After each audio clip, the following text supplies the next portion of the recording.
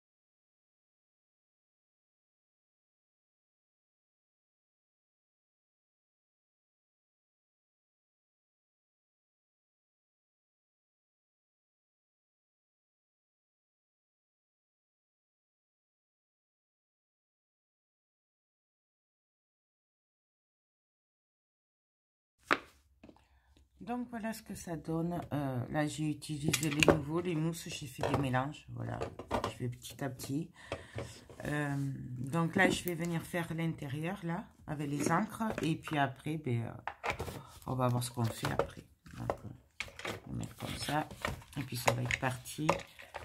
On va... Donc ben, à tout de suite alors.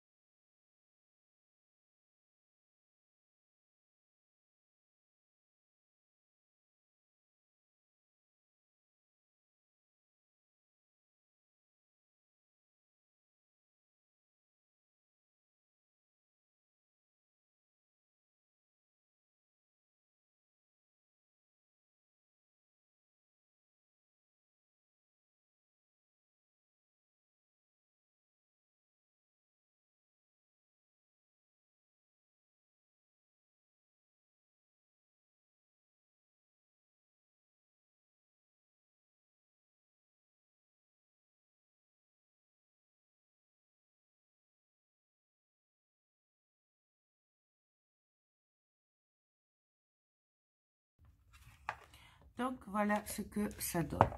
Bon, moi je vais laisser sécher un petit peu, puis après je vais venir peindre, et puis on va se retrouver pour la fin, puisque pour passer de la peinture, tout le monde sait faire. Donc moi je vais la peindre, laisser sécher, la peindre, et puis on se retrouve après pour la suite. Donc voilà, bon, elle est presque finie. Alors, pour les peintures, j'ai fait un peu du... pas n'importe quoi, mais je voulais pas un effet tout bien peint et tout, à passer 2-3 couches, que ce soit nickel. Je voulais un effet abîmé, vieilli, pour que ça aille avec la boîte. Et je voulais pas que d'une couleur simple, je voulais quand même un mélange de couleurs. Alors, soyez indulgents, parce que moi, la peinture, c'est pas mon truc du tout. D'accord? Et bon, là, je l'ai pas remonté, parce que j'attends mon mari pour qu'il me fasse les trous. Voilà, puisque du coup, j'ai perdu tous les trous. Et comme je sais que lui, il a ce qu'il faut pour les faire. Donc, voilà. Alors, je vais vous montrer côté par côté. Donc, nous avons le dessus. Voilà, que nous avons fait ensemble juste avant. Et après, pour les côtés, alors, je suis venue mettre du gesso. Et après, j'ai mis de la peinture blanche vintage. Voilà. Et après, je suis venue avec les mousses nouveau. Donc, celle-là. Celle-là. Je suis venue faire des effets, un peu comme si c'était de l'encre Distress. Voilà, je suis venue le vieillir un petit peu. Avant, par contre, j'étais venue mettre un peu de Distress justement pour le vieillir. Mais du coup, j'ai opté pour le faire avec la mousse nouveau. Donc ça, c'est la marron, c'est celle-là. Voilà, et j'ai fait tout le tour. Alors, plus ou moins, hein, parce que je ne veux pas que ce soit tout pareil. Donc voilà, vous voyez. Je ne sais pas si vous le voyez. Là. Et là. Dessous, je suis venue le vieillir avec la Distress. Donc celle-là, c'est pas la vintage photo, c'est la plus foncée. Pardon. Et je suis venue après tamponner avec la même entonnoir ce tampon-là de chez Stamperia. Voilà. Pareil pour l'autre côté. Donc ça, nous l'avons fait ensemble, le dessus. Donc, voilà. Hop. Donc c'est le même principe. C'est exactement les mêmes trucs. Voilà. Hop. Hop. Et le dessous, la différence avec l'autre, c'est que là, j'ai fait qu'ancrer. Là, j'ai mis une couche de rose vintage. Et après, je suis venue vieillir. Et après, je suis venue tamponner. Vous voyez, c'est la différence. Je voulais pas que ce soit tout pareil. Parce que franchement, vu le style du dessus, on ne pouvait pas faire un truc pareil, nickel, tout bien peint et tout. C'était pas possible. Pour moi, c'était pas sorti. Donc, j'ai fait comme je l'ai senti. J'espère que ça vous plaira. Et donc, pour l'intérieur, je suis venue mettre du gesso, du vintage blanc. Et après, pareil, j'ai fait avec le pinceau et avec le doigt des effets vieillis, abîmés. Toujours pareil, avec la même mousse nouveau. Voilà. Là, j'ai rien fait. Et là, je suis venue, pareil, mettre la peinture blanche. Et après, je suis venue avec le doigt, pardon, faire un effet vieilli. Voilà. À l'intérieur, pareil, de ce côté-là. Voilà. C'est vraiment... moi, j'appelle ça du n'importe quoi, mais c'est du n'importe quoi qui me plaît. Donc, j'aime bien cet effet un peu brouillon, pas parfait, tout ça. Justement, je trouve que ça donne un effet vieux, abîmé, voilà. Donc, j'aime bien. Donc, ça. Et pour l'intérieur, je suis venue recouvrir de gesso, recouvrir de peinture vintage blanche. Et j'ai fait exactement la même chose, sauf que là, pour le coup, au fond, il y a du rose et il y a du marron. Je ne sais pas si vous voyez. J'ai un peu pchité là pour faire un effet un peu... pour que les couleurs se mélangent mieux. Et pareil, là, sur les côtés, j'ai fait des deux couleurs. Donc forcément, le rose se voit moins bien que le marron, mais bon. À la caméra surtout. Voilà. Au dos, ben, je suis venue juste... non, au dos, j'ai mis une couche de vintage gris. Et après, une couche de vintage blanc. Et au final, je suis venue ancrer, vieillir et tamponner. Pareil, c'est des tampons Stamperia. Voilà. Et pour le côté, ben, j'ai fait comme sur le dessus, du gesso blanc, de la peinture vintage blanche. Et après, j'ai travaillé avec les encres. Pareil.